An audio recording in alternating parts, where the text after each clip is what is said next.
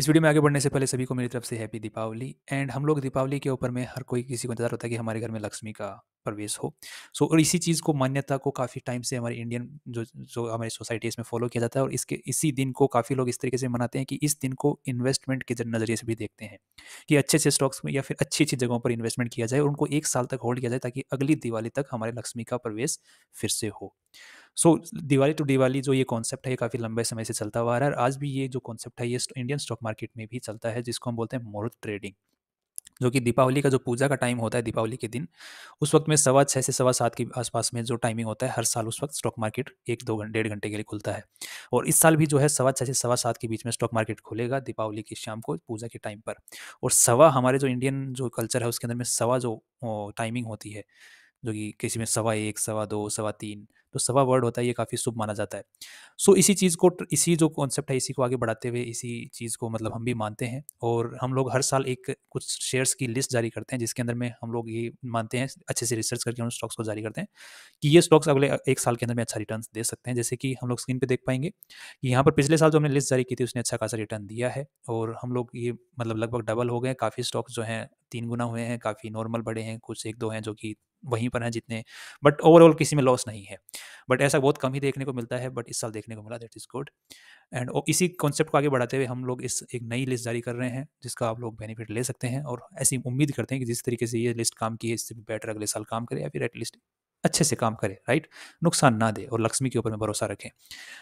सो इस लिस्ट में आगे बढ़ने से पहले मैं थोड़ा-सा ये बताना चाहूँगा कि स्टॉक मार्केट में इन्वेस्टमेंट करने से पहले आपको थोड़ा-सा जो डाइवर्सिफ़िकेशन टेक्निक है उसके थ्रू इसमें जाना चाहिए। एक जनरल आपको जो एक जनरल व्यू बता रहा हूँ कि अपने को किसी भी एक स्टॉक में इन्वेस्टमेंट ना करके कुछ ज़्यादा पैसा अलग-अलग स्टॉक्स में इन्वेस्टमेंट करना चाहिए। उसी के लिए हम लोग 10 शेयर्स यहाँ पर आपको रिकमेंड करते हैं।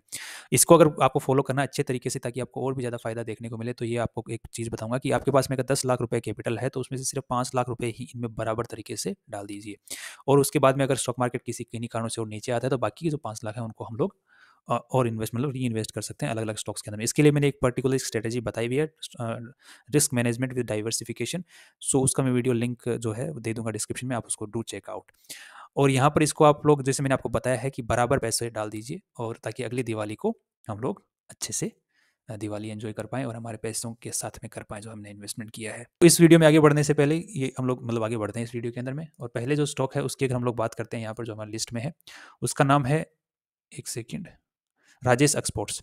सो राजेश एक्सपोर्ट्स जो स्टॉक है ये हम लोग जो usually gold Indian jewellery market, so Indian jewellery जो वर्ल्ड की जो ज्वेलरी मार्केट है उस वर्ल्ड की ज्वेलरी मार्केट का सबसे बड़ा जो आज के दिन बेनिफिशियरी है वो राजेश एक्सपोर्ट्स है। इसके पास में खुद की रिफाइनरी है, खुद के शोरूम्स हैं, खुद के मतलब माइनिंग्स हैं, माइनिंग सर्विसेज प्रोवाइड करता है। तो इसके पास में पूरा इंटीग्रेटेड सिस्टम है, वर्ल्ड के अंदर में एकमात्र कंपनी है। सो इसका जो स्टॉक है अभी बेस के आसपास में आया हुआ है, जो कि एक काफ़ी लॉन्ग टाइम जो बेस है उसके आसपास में आया, 2018 का जो इसने लो बनाया था उसके आसपास में यहाँ पर आया हुआ है। और जो अगर हम रिजल्ट्स फंडामेंटल्स की बात करते हैं तो ये कंपनी अच्छे खासे रिटर्न्स जारी कर रही है हर साल। अभी किन्हीं कारणों की वजह से यहाँ पर नीचे आया हुआ है, अच्छा खासा यहाँ पर वॉल्यूम भी अपने को देखने को मिल रहा है, वॉल्यूम्स के साथ में नीचे आया है और यहाँ से उम्मीद है कि ये ऊपर उठाएगा क्योंकि पहले भी काफ़ी बार ये इसी लेवल से ऊपर उठा है। सो पहला स्टॉक हमने इंक्लूड किया है राजेश एक्सपोर्ट्स को और इससे हमें उम्मीद है कि आगे आने वाले टाइम में अच्छा रिटर्न दे सकता है अगले 1 साल के अंदर में। नेक्स्ट जो स्टॉक हमारी लिस्ट के अंदर में है उसका नाम है इंसेक्टिसाइड्स। सो इंसेक्टिसाइड जैसे नाम खुद अपने आप में ही बता रहा है कि ये जो केमिकल्स वाली कंपनी है जो कि एग्रीकल्चर के अंदर में जो हम फसल उगाते हैं वहाँ पर जो जानवर होते हैं जो कि फसल को नुकसान करते हैं उनको मारने का मतलब केमिकल बनाती है। सो ये एग्रीकल्चर बेस्ड कंपनी है और मोस्टली ये घरों में जो केमिकल्स यूज़ करते हैं जानवरों को छोटे-मोटे कीटनाशकों को मारने के लिए उस वहाँ पर भी घरों में भी प्रोवाइड करती है। सो आने वाले टाइम में इसका अगर चार्ट को हम लोग देखते हैं तो इसमें क्लियरली देख पा रहा है कि ये एक जो सपोर्ट लेवल है उसके आसपास में आकर के ऊपर में जाना वापस स्टार्ट कर रहा है, तो हमें उम्मीद है कि आने वाले टाइम में और कर सकता है। सो मैंने आपको बताया था कि जैसे आपके पास में 10 लाख रुपए हैं जिसमें से आप अगर 5 लाख रुपए इन्वेस्ट करने हैं उसमें से एक स्टॉक के अगर 10 स्टॉक्स हम बता रहे हैं आपको, तो एक स्टॉक के हफ्ते कितने चढ़ेंगे? 50,000। उस हिसाब से मैं आपको कहूँगा कि उस 50,000 में से भी इसके अंदर में सिर्फ इनिशियल 25,000 ही इन्वेस्ट करें। बाकी के जो 25,000 है, ये अगर कुछ रीटेस्टिंग के लिए नीचे आता है, तो ये लगभग आप इसके अंदर में थोड़ा-सा और नीचे आए, इस लो के आस-पास में आए, तो इन्वेस्ट कर दीजिए बाकी के 25,000। इससे क्या है कि आपका थोड़ा-सा और ज़्यादा जो एवरेज प्राइस है बाइंग का, वो नीचे आ जाएगा। हमें उम्मीद है कि ये नीचे आ सकता है, बाकी ना भी आए, कोई भरोसा नहीं है। स्टॉक मार्केट है। सो यहाँ पर ना तो प्रॉफिट्स का पूरा गारंटी रहती है, ना ही नुकसान की, ना ही ऊपर जाने की गारंटी रहती है। बस हम लोग क्या करते हैं, रिसर्च के बेसिस के ऊपर में अंदाज़ा लगाने की कोशिश करते हैं कि ये चल सकते हैं, चांसेस, राइट? सो हम सिर्फ चांसेस का पता लगाते हैं। अगर आप मेरी बातों से सहमत रहते हैं किसी भी कहीं पर भी, तो आप लोग इनके अंदर का इस जो लिस्ट है इसका फ़ायदा उठा सकते हैं। अगर आपको लगता है किसी भी स्टॉक के अंदर में आप सहमत नहीं हैं, तो आप लोग उसको इग्नोर भी कर सकते हैं, that's all up to you, right. But ध्यान रखिए पूरे डाइवर्सिफिकेशन तरीके से ही घुसिए स्टॉक मार्केट में, because it's a very serious business. अब नेक्स्ट हम लोग देखते हैं, यहाँ पर जो अगला स्टॉक है उसका महानगर गैस। ये आज के दिन जो सीएनजी होती है, जो कि नेचुरल गैस होती है, नेचुरल गैस को जो लोगों के किचन्स के अंदर में पहुंचाने का काम करती है, साथ में ही सीएनजी से जो गाड़ियाँ चलती हैं उन सीएनजी स्टेशन के ऊपर में भी सप्लाई करती है। सो ये काफ़ी शहरों के अंदर में आज के दिन फैली हुई है, और आज के दिन ये दिग्गज है इस मार्केट की। अडानी गैस, टोटल गैस नाम से भी कंपनी, वो भी इसी काम के फील्ड के अंदर में है। सो इसके और भी बहुत सारे कॉम्पिटिटर्स हैं आज के दिन, बट ये अच्छा काम कर रही है और अच्छा कमा रही है। सो अगर आज की इसके चार्ट को हम लोग चेक करते हैं यहाँ पर, तो एक अच्छे खासे जो सपोर्ट है, जो ये एक इसका मेन सपोर्ट है ब्लू वाली लाइन। तो इस चांसेस है कि ये कंपनी भी जो है आज कल के दिन आप इसके अंदर 25,000 एज पर स्ट्रेटेजी। अगर आपके पास में 5 लाख रुपए हैं, तो आप उसमें से सिर्फ 2.5 लाख इन्वेस्ट करने, उस हिसाब से फिर आप लोग अपने पैसे को एडजस्ट कर सकते हैं। मैंने एक एग्जांपल लिया, 10 लाख का कैपिटल है तो फिर 5 लाख ही इन्वेस्ट करें। तो इसमें भी अगर आप लोग चाहें तो 25,000 रुपये यहाँ पर इन्वेस्ट कर दें, और बाकी के जो 25,000 ये जो ब्लू लाइन है इसके आसपास में आ सकता है, जो कि 930 रुपये के आसपास में है। सो वहाँ पर आए तो बाकी 25,000 कर दें, तो आपकी एवरेज प्राइसिंग काफ़ी नीचे आ जाएगी। और अगर आप इनिशियली हम लोग 25,000 तो कर ही रहे हैं, अगर यहीं से ऊपर चला जाता है तो भी कहाँ दिक्कत है, प्रॉफिट्स तो आ ही रहे हैं। तो ऐसा कुछ ही स्टॉक्स में मैं आपको बताऊंगा जिन पे आपको एवरेजिंग करने का मौका मिलेगा, 2-3 में ही है, क्योंकि मुझे उनमें डाउट है कि वो थोड़ा सा और नीचे आ सकते हैं रिटेस्टिंग के लिए। नेक्स्ट जो एग्जांपल है अपने सामने, वो है हिंडाल्को इंडस्ट्रीज। सो हिंडाल्को को हम लोग सब जानते हैं कि ये कॉपर एंड एल्यूमिनियम सेक्टर के अंदर में, हमको सबको पता है कि आने वाला टाइम जो है कॉपर के लिए एल्यूमिनियम के लिए बहुत ही अच्छा साबित हो सकता है, क्योंकि मोस्ट ऑफ द इंफ्रास्ट्रक्चर जो हो रहा है उसमें एल्यूमिनियम का यूज़ हो रहा है, जैसे गेट्स हो गया, खिड़कियाँ हो गई, और भी बहुत सारी चीज़ें हैं जिनके एल्यूमिनियम का यूज़ होता है, राइट, डेली यूसेज में आता है। तो उसका एक बहुत ही बड़ा सप्लायर जो एल्यूमिनियम का है वो है हिंडाल्को इंडस्ट्रीज, और ये बिरला की कंपनी है और वेस्ट बंगाल बेस्ड है। सो मोस्टली क्या है कि अभी सेंटर में जो गवर्नमेंट है और वेस्ट बंगाल की जो गवर्नमेंट है उनकी कम ही बनती है। सो मोस्टली अगर वो लोग देखेंगे कि बिरला की जो कंपनीज हैं वो ज़्यादा इतनी चली नहीं है, अभी रिसेंटली चलना स्टार्ट हुई है, तो हमें लगता है कि हिंडाल्को में भी अच्छा मूवमेंट उसकी वजह से आ सकता है। बाकी एक ये ट्रेंड लाइन है, इसको फॉलो करते हुए ऊपर भी जा रहा है, और बिजनेस अच्छा है, पी पीवी रेशियो भी अच्छे हैं इस कंपनी के, और काफ़ी पुरानी कंपनी है। सो आने वाले टाइम में ये अच्छा रिटर्न दे सकती है, और डिविडेंड गिविंग कंपनी है। बाकी मैं जो भी कंपनीज आपको बता रहा हूँ, मैं फंडामेंटल आपको, मैंने खुद ने तो देख लिए, मेरे को तो अच्छे लगे हैं सभी के फंडामेंटल्स। बाकी आप अपनी तरफ से भी एक बार रिसर्च कर सकते हैं। फंडामेंटल स्क्रीनर डॉट इन नाम से एक वेबसाइट है, उसके ऊपर जाके आप इनके फंडामेंटल्स पर्सनली भी चेक कर सकते हैं। अगर आपको कहीं पर भी डाउट लगता है या फिर कोई क्वेश्चन रेज होता है आपके माइंड में, तो आप उसको कमेंट बॉक्स में भी पूछ सकते हैं।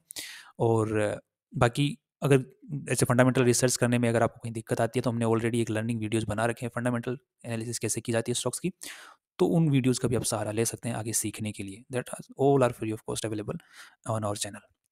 नेक्स्ट इसका जो प्राइस है इसको भी हम लोग खरीद के रख सकते हैं पिछले अगले 1 साल के लिए, और अच्छे रिटर्न्स की उम्मीद है इससे भी। नेक्स्ट जो स्टॉक है उसका है कैनरा बैंक। सो यहाँ पर हम लोग अगर ध्यान से देख पाएँ, कैनरा बैंक एक सरकारी बैंक है, राइट, जो कि फुल फ्लेज बैंक है। और इसका जो, अगर हम ब्लू लाइन को देखते हैं, तो यहाँ पर पहले इसका रेजिस्टेंस फेज था, बाद में इसने सपोर्ट लिया उसी के ऊपर में, उसके बाद में ऊपर जाना स्टार्ट हुआ, 3 बार रीटेस्टिंग, मतलब थोड़ा सा नीचे आता है, एक लेवल बनाता है, फिर ऊपर जाता है, फिर लेवल बना रहा है और ऊपर जा रहा है। तो इससे उम्मीद है जिस हिसाब से ये कंपनी अर्निंग कर रही है, जो कि गवर्नमेंट कंपनी होकर के, बहुत अच्छा इसका पी और पीबी रेशियो है। आज के दिन इसका 5 का पी है, जिसको अगर निकालें तो 20% का, जितना इसका आज के दिन मार्केट कैप है उसके बेसिस पर 20% की कमाई करी, दैट इज ग्रेट। सो हमें उम्मीद है इस कंपनी से कि ऊपर जा सकता है। अभी इसके थोड़े टाइम के लिए इसके ये जो लेवल है, ये लेवल, ये रेजिस्टेंस लेवल है, सो इस रेजिस्टेंस लेवल के ऊपर मैं थोड़ा सा हिकअप ले सकता है। सो इनिशियली मैं आपको गाइड करूंगा कि आप इसमें सिर्फ 25,000 ही इन्वेस्ट करें, जिस हिसाब से हमने स्ट्रेटेजी तय की उस हिसाब से। सो इनिशियली आप जितना इन्वेस्टमेंट करने वाले हैं उसका हाफ ही यहाँ पर इन्वेस्ट करें। अगर नीचे आता है इस ब्लू लाइन के ऊपर में एक बार फिर से रीटेस्टिंग के लिए, तो अगेन आप वो जो आधा पैसा इन्वेस्टमेंट कर सकते हैं इसके अंदर में। सो और नेक्स्ट जो हमारे लिए जो लिस्ट में कंपनी है उसका नाम है कोटक बैंक। सो कोटक बैंक अगेन, जैसे कि वो गवर्नमेंट बैंक है, ये प्राइवेट बैंक है। सो कोटक बैंक की अगर हम लोग बात करते हैं, तो ये भी आज के दिन बहुत अच्छा कमा रहा है। अगर प्राइवेट बैंक्स की अगर हम लोग बात करते हैं, ओवरऑल बैंकिंग इंडस्ट्री की बात करते हैं, तो सबसे भयंकर जो आज के दिन कमाई कर रहा है वो कोटक बैंक कर रहा है। और आज के दिन अगर इसको देखा जाए, तो ये जितना सेल कर पा रहा है, जितना इसका रेवेन्यू है, उसका 30% नेट प्रॉफिट्स निकाल पा रहा है। That is insane. और इसी के साथ में इसके चार्ट्स की, अगर ये तो फंडामेंटल बात होगी, इसी के साथ में अगर चार्ट्स की बात करते हैं इसके अंदर में, सो इसके जो यहाँ पर मल्टीपल सपोर्ट्स ले चुका है, और इसी सपोर्ट के आसपास में अगेन ये यहाँ पर नीचे आके वापस ऊपर जाना स्टार्ट कर सकता है, और कर रहा है धीरे धीरे। So chances, there are high chances कि ये रेड लाइन के आसपास में आके एक बार को हिकअप ले सकता है। बट अभी ये इनिशियल बाइंग यहाँ पर आप पूरी कर सकते हैं पूरे पैसों के साथ में, और हमारे चांसेस हैं कि यहाँ पर आने के बाद में हिकअप लेके वापस नीचे आ सकता है। बट अल्टीमेटली हम ये मान के चलते हैं कि इस रेड जो लाइन है इसको ये तोड़ सकता है फ्यूचर के अंदर में, क्योंकि काफ़ी टाइम से इसी रेंज में घूम रहा है, और जिस हिसाब से ये अर्निंग्स कर रहा है, तो ये इसके हाई चांसेस है कि ऊपर जा सकता है। सो अगले 1 साल तक के लिए इसमें रिस्क लिया जा सकता है।